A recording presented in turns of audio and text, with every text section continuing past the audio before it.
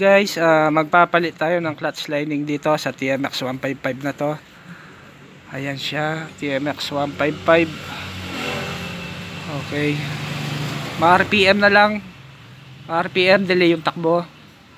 Puro RPM na lang. Okay.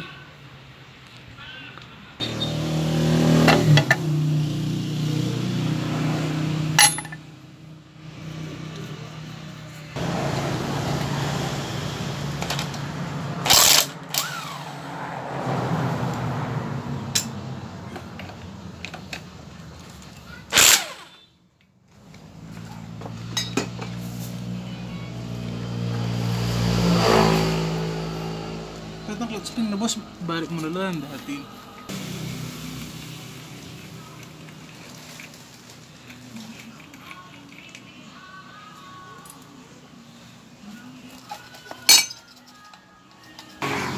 So, ang motor sa'yo, nakita ko siya, baligtad yung special washer niya ito. Yan o.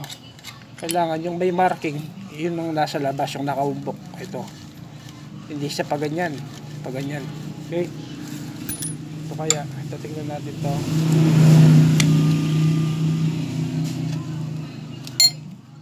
Ayan o. Baligtad din. Baligtad din siya. Kailangan nakaganyan siya. Okay? Ayan.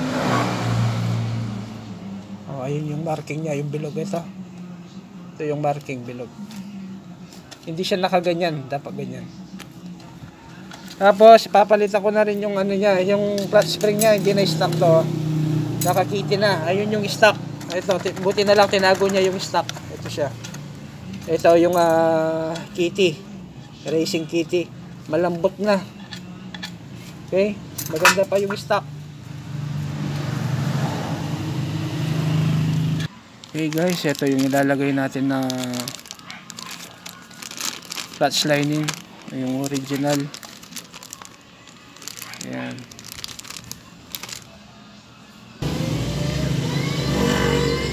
Okay guys, yan, nalagay ko na yung bagong clutch lining natin.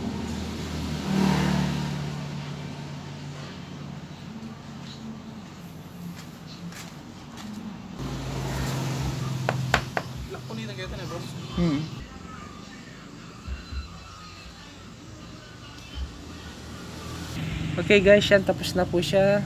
I-road test na lang yung TMX na to. Okay guys, start mo.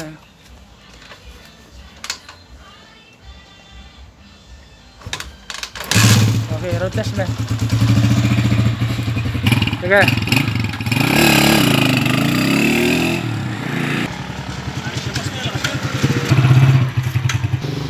Okay guys, hanggang dito na lamang po. Satisfied customer po. Ito po siya from San Fernando. Okay, ayan po. Hanggang dito na lang. Merry Christmas po and Happy New Year. Bye bye.